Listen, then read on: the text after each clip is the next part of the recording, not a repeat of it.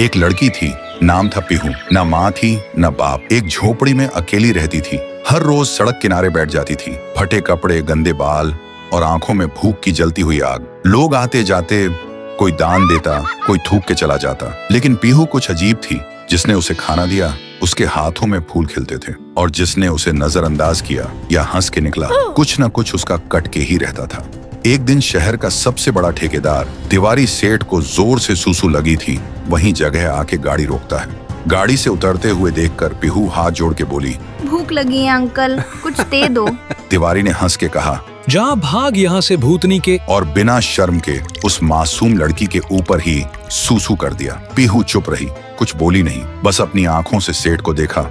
अगले दिन breaking news थी। तिवारी सेठ की गाड़ी का ब्रेक फेल हुआ था और पेड़ से टकराई और सिर धड़ से अलग। लोग बोले, कुदरत का न्याय है। लेकिन कुछ समझदार लोग धीरे से बोले, न्याय नहीं, ये उस भूखी बच्ची का श्राप है। और एक रात एक कॉलेज लड़का आया। पीहू ने हाथ फैलाया, भैया कुछ खिला दो, बहुत भूख लगी है। तेरा पेट नहीं भरेगा कभी, चल हट। लड़का बोल के चला जाता है। उसी रात 2 बजे वो लड़का सो रहा था। उसे एक आवाज सुनाई दी, अब तुझे भूख लगेगी, पर खाने को कुछ नहीं मिलेगा, कभी नहीं। अगली सुबह लड़का पागल हो चुका था। हर प्लेट से खाना गायब, जो भी खाना रखता था सब गायब हो जाता था। उसकी जिंदगी से भोजन नाम की चीज ही गायब हो गई थी। धीरे धीरे पीहू की कहानी फैल गई। जो उसे खिलाता है बच जाता है, जो हंसता है मिट जाता है।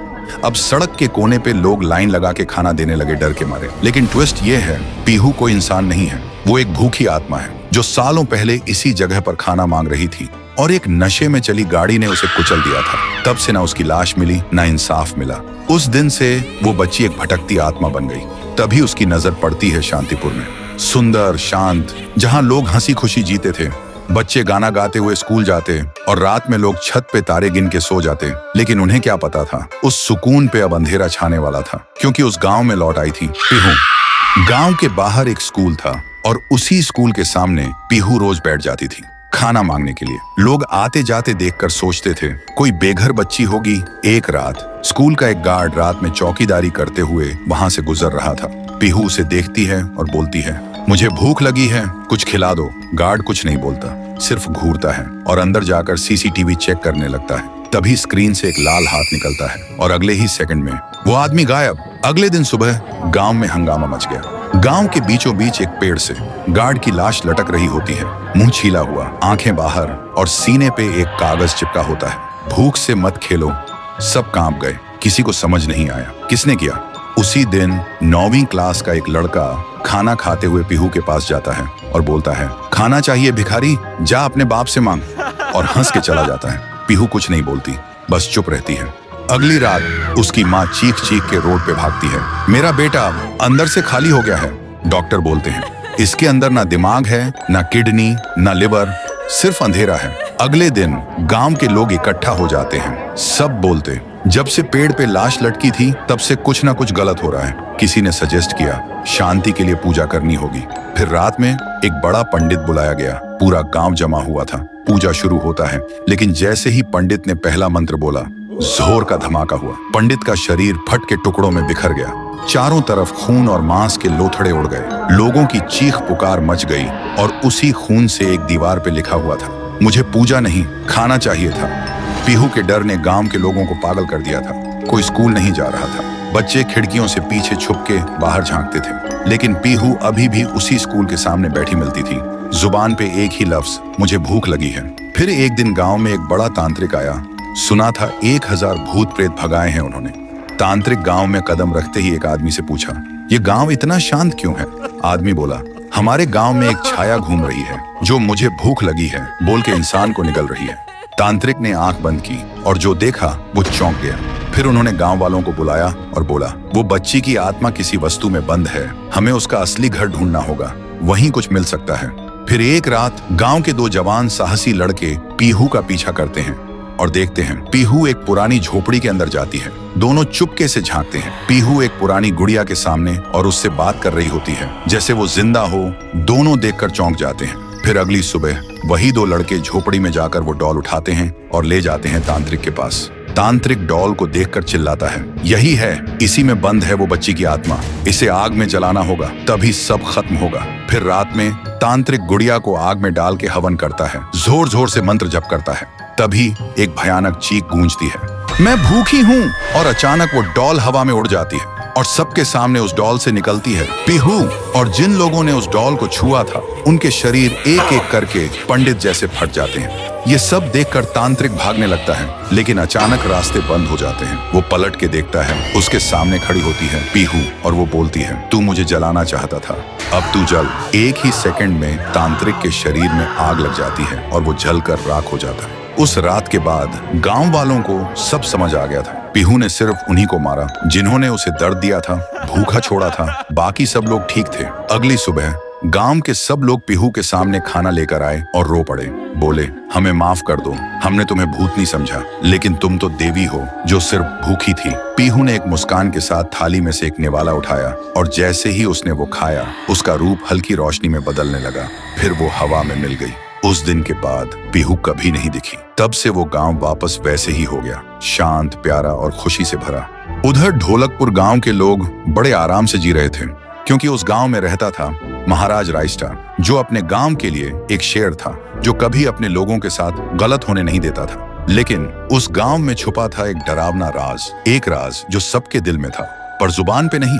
गांव के बीच एक सूखा हुआ पेड़ था, जिसे लोग कहते थे श्रापित पेड़। ना कोई उसके पास जाता, ना कोई उससे आंख मिलाता। हर पूर्णिमा के अगले दिन उस पेड़ के नीचे एक लाश मिलती थी। लोग कहते, रात में कोई आता है और लाश छोड़ जाता है, लेकिन कभी किसी ने कुछ देखा नहीं, और देखता भी कैसे। जो देखता वो अगले दिन पेड़ के नीचे होता था। एक दिन राइस्टार ने ठान लिया, बस अब और नहीं, इस राज का अंत मैं ही करूंगा, क्योंकि ढोलकपुर का नाम मिट्टी में मिल रहा था। फिर एक पूर्णिमा की रात राइस्टार चुपके से जाकर पेड़ के पास बैठ गया। रात के 2 बजे एक आवाज आई, Tung tung tung tung tung tung tung tung tung सहूर। और फिर वो पेड़ भूत में बदल गया। वो भूत कुछ अजीब सा था, एक भयानक शैतानी हंसी वाला चेहरा, आंखें बड़ी बड़ी। वो पेड़ चल के एक घर के गेट को जोर जोर से खटखटाने लगता है। तभी एक आदमी डर के मारे आवाज सुन के बाहर निकलता है। वो भूत अपने लकड़ी जैसे हाथ से एक ऐसा थप्पड़ मारता कि उसकी सांस वहीं थम जाती है, और उसी जगह उस लाश को ले जाता है और वापस फिर से पेड़ बन जाता था। देखते ही राइस्टार का दिल कांप जाता है, पर वो कुछ बोलता नहीं। सुबह लोग भीड़ में जमा हुए और राइस्टार ने पहली बार उस पेड़ से बात करने की कोशिश की। पेड़ के अंदर से एक आवाज निकली, क्या तुम सब भूल गए मुझे? राइस्टार बोलता है, तू कौन है? पेड़ बोलता है, मैं हूँ ठुन ठुन ठुन साहुर। एक वक्त था जब मैं भी इस गांव का एक प्यारा सा बच्चा था, लेकिन 100 साल पहले मुझे इसी पेड़ से रस्सी बांधकर उल्टा लटका दिया गया, गांव वालों की आंखों के सामने, और मेरी मौत को तमाशा बना दिया गया, सिर्फ इसलिए क्योंकि मैंने एक राज देख लिया था जो लोग छुपाना चाहते थे, और उसी पल से मेरी रूह इस पेड़ से जुड़ गई। उस दिन से मैं इंसान नहीं, एक सज्जा बन गया, और हर पूर्णिमा में एक राजदार को चुनता हूँ और फिर उसे उसकी खामोशी का हिसाब देता हूँ। राइस्टार बोलता है, लेकिन अब तो वो लोग मर चुके हैं ना, जो तेरा कसूरवार थे। अब तू मासूम लोगों को क्यों मार रहा है? पेड़ कुछ देर चुप रहता है, फिर बोलता है, ठीक है, बस एक बार मुझे याद करो, एक दिया जला दो, फिर मैं कभी किसी को नहीं मारूंगा। फिर रात में सब लोग आते हैं, एक एक दिया जलाते हैं, और तभी पेड़ अपने आप से आग पकड़ लेता है, और आखिर में मुक्ति मिलती ठुन ठुन ठुन साहुर को। उस दिन के बाद गांव में कभी कोई लाश नहीं मिली। हर पूर्णिमा में लोग एक दिया जलाकर उसकी यादों को जिंदा रखते हैं, क्योंकि अगर भूल गए तो सपने में एक आवाज सुनाई देती थी, Tung tung tung tung tung tung tung tung tung सहूर। देखते ही देखते 1 साल बीत गया। गांव के लोग फिर से खुशी से जीने लगे थे, लेकिन एक अमावस्या की काली रात में ग्रेवयार्ड के बीच खड़ी एक पुरानी टूटी फूटी हवेली, जिसके अंदर सिर्फ अंधेरा और सड़ी हुई लाशों की तेज बदबू थी, वहीं हवेली के सबसे अंधेरे कमरे के बीच खून से बना एक आह्वान मंडल जमीन पर अजीब सी चमक के साथ जगमगा रहा था।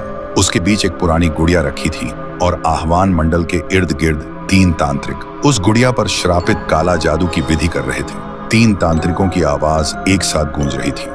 मंत्र इतने भयानक, इतने गहरे थे कि जैसे हर श्रापित अंधेरों के आत्मा को आजाद कर रहा हो। तभी हवेली के अंदर चारों तरफ से हर तरह के भूत प्रेत की आत्माएं हवा को चीरते हुए सीधा उस गुड़िया के अंदर घुसने लगी, और जैसे ही आखिरी आत्मा घुसी, गुड़िया की आंख खुल गई, और अचानक वो 3 तांत्रिक टुकड़े टुकड़े होकर बिखर गए। तभी गुड़िया उठती है और जोर जोर से हंसने लगती है। उसका हंसना इतना तेज, इतना खौफनाक कि पूरा ग्रेवयार्ड कांप उठता है और पैदा हुई शैतानी रूह से भरी एक राक्षसी गुड़िया। फिर एक दिन गांव के कोने में दो छोटी बच्ची गाना गाते गाते खेल रही थी। तभी वो गुड़िया आती है और दो बच्चों का गाना चुपचाप एक अजीब सी मुस्कान के साथ सुनने लगती है। उसकी हरकतें एकदम अजीब थी और जैसे ही बच्चों ने उस गुड़िया को देखा, उनका गाना एकदम बीच में रुक गया, क्योंकि इससे पहले उन्होंने कभी चलती हुई गुड़िया नहीं देखी थी। अगले ही पल वो गुड़िया दोनों बच्चों के करीब आई और उनका खून चूस कर दोनों को मार देती है।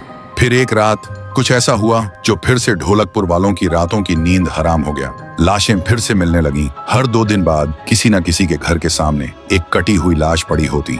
गांव फिर से कांप उठा। एक दिन सब लोग महाराज के पास पहुंचते हैं और रो रो कर गांव की घटनाओं के बारे में बताते हैं। रात को महाराज 2 सेनापतियों से कहते हैं, जाओ और खोजो इस कांड के पीछे कौन है। लेकिन सुबह सिर्फ उनकी लाशें लौट कर आईं। एक का सिर था ही नहीं, दूसरे के पैर कट चुके थे। महाराज समझ गए कुछ तो लौट आया है, कुछ जो सिर्फ मौत का खेल खेल रहा है। और फिर कहते हैं, अब इस जंग का सामना मुझे ही करना होगा। उसी रात महाराज चुपके से गांव में आते हैं और एक पेड़ के पीछे खुद को छुपा लेते हैं। और ठीक रात के 2:30 बजे अचानक कहीं से धुआं छा जाता है और उस धुएं के अंदर से एक आवाज आती है,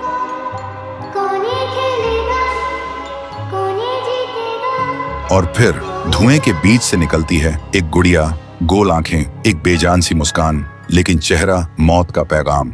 वो गुड़िया एक घर के गेट तक जाती है और बच्चों जैसा एक गाना गाने लगती है। उसके गाने की आवाज सुनकर एक आदमी बाहर आता है और अगले ही पल वो गुड़िया उसका सिर चबा जाती है। वो आदमी तड़प तड़प के वहीं जमीन पर गिर जाता है। महाराज सब कुछ देखते हैं, उनकी आंखें भर जाती हैं। उन्हें समझ आ जाता है इसके सामने जाना मतलब खुद का अंत लिखना है। अगली सुबह गांव के लोग इकट्ठा होते हैं। महाराज कहते हैं, ये पिछले भूत से भी ज्यादा डरावनी है।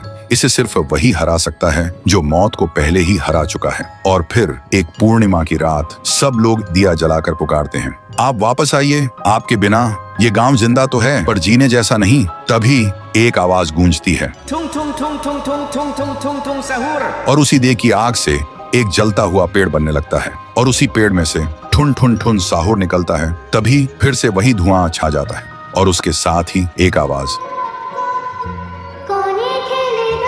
सब लोग घुटनों के बल गिर जाते हैं और कांपती आवाज में बोलते हैं, हमें बचाइए, वो आ गई है। ठुन ठुन ठुन साहुर एक जोरदार जंप करता है और सीधा उस धुएं में घुस जाता है और शुरू होती है एक आखिरी जंग। ठुन ठुन ठुन साहुर और गुड़िया की। जमीन कांपने लगती है, आसमान से बिजली गिरती है और जब धुआं हटता है तो दिखाई देता है गुड़िया बिखर चुकी थी। हाथ अलग, सिर अलग, पैर अलग। और तब से गांव में फिर से एक नई सुबह हुई। महाराज मुस्कुराए, गांव वाले जीने लगे और उस दिन के बाद ठुन ठुन ठुन साहुर सिर्फ एक भूत नहीं रहा, गांव का रक्षक बन गया। लेकिन उसी रात कुछ ऐसा हुआ जो किसी को भी पता नहीं चला। गुड़िया का सिर, हाथ, पैर अपने आप जुड़ने लगे थे और फिर वो वहां से चली गई। उधर शांतिपुर में शादी हो रही थी। पूरा गांव शामिल था, सब धूमधाम से शादी मना रहे थे। और तभी गुड़िया जमीन में लेटे हुए आती है और अचानक उठकर सीधा दुल्हन को खा जाती है। ये देखते ही लोगों के बीच में अफरा तफरी मच जाती है। कोई भागता है, कोई चिल्लाता है और वो गुड़िया खड़े होकर एक बच्चों जैसा गाना गाती है और फिर एक के बाद एक सबको मौत के घाट उतार देती है और फिर वो गायब हो जाती है। गांव फिर से कांप उठता है। सुबह सब लोग इकट्ठा होते हैं और कहते हैं, वो भूखी लड़की वापस आ गई है। इस बार एक गुड़िया बन के लोग घुटनों के बल गिर जाते हैं और रो रो कर कहते हैं, हे भगवान हमें बचाओ। तभी गांव का मुखिया आता है और गुस्से में कहता है, चाहे वो कोई भी हो, है तो एक गुड़िया ही ना, आज रात मैं उसे खुद गांव से निकालूंगा। फिर रात के ठीक 2:30 बजे मुखिया अपने 2 चेलों के साथ गांव के बीच खड़ा होता है और फिर वही धुआं छा जाता है और वही आवाज। वो गुड़िया धुएं से निकलती है और सीधा मुखिया के पास चल के आती है। मुखिया कहता है, निकल जा मेरे गांव से, नहीं तो तुझे यहीं बिखरा दूंगा। गुड़िया हंसती है और कहती है, तेरे से पहले भी किसी ने ये सोचा था। और उसी पल वो गुड़िया बड़ी होने लगती है और अपनी पैर से तीनों को कुचल के मार डालती है। सुबह जमीन पे सिर्फ खून के धब्बे रह गए थे, लाशें जैसे हवा हो गई हो। लोग समझ गए ये कोई आम गुड़िया नहीं, इसके अंदर कुछ और ही शक्ति है। तभी गांव की एक बूढ़ी औरत कहती है, इस गुड़िया को हम गांव से नहीं निकाल सकते, इसे तो सिर्फ पीहू ही गांव से निकाल सकती है। फिर सभी लोग उसी जगह जाकर खाना रखते हैं और दिल से पीहू को पुकारते हैं, भूखी देवी वापस आइए, गांव को बचाइए। तभी जमीन से एक आवाज निकलती है और मिट्टी से बनने लगती है पीहू। लोग चिल्लाकर कहते हैं, देवी हमें बचा लो। फिर रात होती है। वो गुड़िया गाना गाते हुए आती है, लेकिन अचानक पीहू उसके सामने आ जाती है। गुड़िया रुक जाती है। पीहू उसे पकड़ने जा रही होती है, लेकिन गुड़िया हवा में उड़ जाती है। पीहू भी उसके पीछे उड़ जाती है और अपनी आंखों से आग छोड़ के गुड़िया को जलाने की कोशिश करती है, लेकिन गुड़िया एक धुएं में छुप जाती है और फिर अचानक पीहू के पीछे आके उसे एक जोर का वार करती है। पीहू आसमान से जमीन पे आ गिर जाती है और फिर वो गुड़िया पीहू की शक्ति छीनने लगती है। पीहू की ताकत धीरे धीरे गुड़िया के पास जा रही होती है। कुछ देर बाद पीहू जमीन पे गिर जाती है। जब वो उठती है तो देखती है उसका शरीर धुंधला हो गया है और जब वो अपने आप को छू रही थी तो हाथ उसके शरीर के आर पार जा रहा था। वो वहीं गिर के रोने लगती है और जोर से चिल्लाती है और उसकी आवाज सीधा उसके भाई के कानों तक पहुंचती है। लेकिन इधर उसका भाई सोच रहा था। लगभग 150 साल पहले की बात। ढोलकपुर गांव के एक कोने में एक परिवार रहता था। उस परिवार में था पीहू, उसका बड़े भाई साहुर और उनके मम्मी पापा। एक सुबह पीहू और साहुर घर के बाहर खेल रहे थे और अंदर उनकी मम्मी किचन में खाना बना रही थी। वो थोड़ी जल्दी में थी और तभी अचानक उनके कपड़ों में आग लग जाती है। वो चीख चीख के चिल्लाने लगती हैं। पीहू और साहुर मम्मी की चीख सुनकर भागकर अंदर आते हैं और जैसे ही मम्मी को जलते हुए देखते हैं वो चिल्लाते हैं, पापा जल्दी आओ पापा। पापा भागकर आते हैं, लेकिन मम्मी को बचाने के लिए जैसे ही हाथ बढ़ाते हैं उनके कपड़ों में भी आग पकड़ लेती है और कुछ ही सेकंड्स में दोनों जलकर राख हो गए। पीहू और साहुर सिर्फ देखते रह गए, जैसे पूरी दुनिया ही खत्म हो गई हो। अब पीहू घर में अकेली रहने लगी और साहुर हर दिन खेतों में काम करता, सिर्फ इसलिए ताकि उसकी बहन भूख से ना रहे। एक पूर्णिमा की रात थी। साहुर खेतों से काम करके घर लौट रहा था। तभी उसकी नजर जाती है एक घर की खिड़की पर। वो देखता है एक आदमी किसी का खून कर रहा था। ये देखते ही साहुर के पैर कांपने लगे और जैसे ही वो पीछे मुड़ता है एक और आदमी हाथ में खंजर लेकर खड़ा था। वो आदमी बिना कुछ कहे साहुर पर वार कर देता है। फिर गांव के लोगों को इकट्ठा करते हैं और वही आदमी चिल्लाता है, ये लड़का मेरे घर में घुसकर चोरी कर रहा था और जब मैंने रोका तो मुझे ही मारने की कोशिश की। अब आप लोग ही बताओ इसके साथ क्या किया जाए। गांव वाले गुस्से से भड़क उठते हैं और चिल्ला के कहते हैं, इसे उस पेड़ पे जिंदा उल्टा लटका दो। साहुर गिड़गिड़ाता है, मैं बेकसूर हूँ, मैंने कुछ नहीं किया। लेकिन गांव के किसी ने भी उसकी एक ना सुनी। उधर उसकी बहन रात भर उसका इंतजार करती रही और सुबह जब वो उसे ढूंढने निकली तो देखती है उसका भाई गांव के बीच वाले सूखे पेड़ से उल्टा लटका हुआ है। ये देखते ही पीहू टूट जाती है, जोर जोर से चीखने लगती है और उसकी चीख पूरे गांव में गूंज जाती है। फिर गांव वाले पीहू को भी चोर का बहन कहकर गांव से निकाल देते हैं और तब से साहुर की आत्मा उस पेड़ के अंदर समा गई थी और पीहू गांव के बाहर एक झोपड़ी में रहने लगी थी। रोज एक पेड़ के नीचे बैठकर भीख मांगती थी, लेकिन कोई भी उसे कुछ भी खाने को नहीं देता था। वो बस भूखी पेट पेड़ के नीचे लेटी रहती थी। साहुर भी अपनी बहन का दर्द महसूस कर पाता था, लेकिन वो कुछ नहीं कर सकता था। फिर एक दिन पीहू रास्ते में खाना मांग रही थी और तभी एक नशे में चली गाड़ी ने उसे कुचल दिया था। तब से पीहू एक भूखी आत्मा बन गई जो हर गांव में भटकती थी, सिर्फ एक ही बात कहकर, मुझे भूख लगी है। ये सब याद करते ही तुंग तुंग तुंग साहुर की आंखों से आंसू टपकने लगते हैं और तभी उसे अपनी बहन की आवाज सुनाई देती है और बिना कुछ सोचे तुंग तुंग तुंग साहुर उस सूखे पेड़ के अंदर से निकलता है और अंधेरे में सीधा उस आवाज की तरफ चल पड़ता है। उधर शांतिपुर गांव में रात के अंधेरे में लोगों में अफरा तफरी मच गया था। गुड़िया अब एक विशाल रूप ले चुकी थी, पूरे गांव में तांडव मचा रही थी, लोगों को पैर से कुचल रही थी। हर तरफ सिर्फ लोगों की चीख गूंज रही थी। पीहू अभी भी जमीन पे पड़ी होती है, उसकी रूह धीरे धीरे मिट जा रही होती है। तभी तुंग तुंग तुंग साहुर आता है और अपनी बहन को जमीन पर पड़ा देखकर उसकी आंखों से एक बार फिर आंसू टपकने लगते हैं। पीहू थोड़ा कांप के उठती है और कमजोर आवाज में पूछती है, तुम कौन हो? साहुर बोलता है, मैं तेरा भाई साहुर। पीहू का गला भर आता है और बोलती, भैया तुम यहाँ कैसे? साहुर कहता है, मेरी बहन ने पुकारा, मैं कैसे ना आता। फिर साहुर अपनी जादुई छड़ी घुमाता है और आसमान से एक तेज रोशनी पीहू पर आ गिरती है। उसी पल पीहू की सारी शक्ति फिर से लौट आती है। तभी गुड़िया तेजी से वही गाना गाने लगती है। उसकी आवाज से पूरा गांव कांप उठता है। साहुर बोलते हैं, इसे तो एक बार मैं खत्म कर चुका था, फिर ये यहाँ कैसे? फिर साहुर गांव के लोगों को एक खाली मैदान में इकट्ठा करता है और एक कवच के अंदर सबको सुरक्षित कर देता है।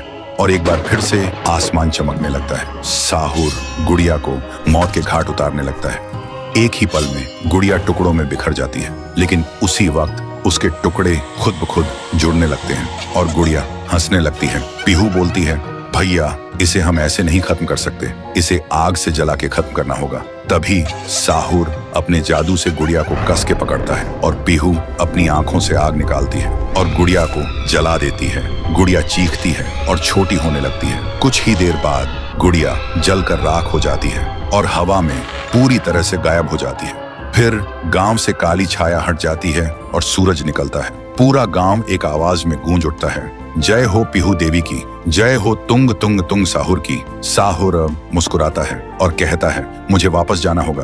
पीहू भी आंखों में आंसू लेकर गांव वालों को अलविदा कहती है और एक रोशनी के साथ दोनों हवा में गायब हो जाते हैं। अब गांव वालों की आंखों में सिर्फ एक ही चीज थी, पीहू और साहुर की याद और खुशी के आंसू।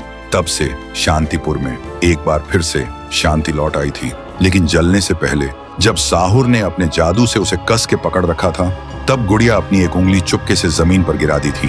फिर गुड़िया आग में जलकर राख बन गई थी और वो उंगली अब भी वापस लौटने के लिए अपने वक्त का इंतजार कर रही है।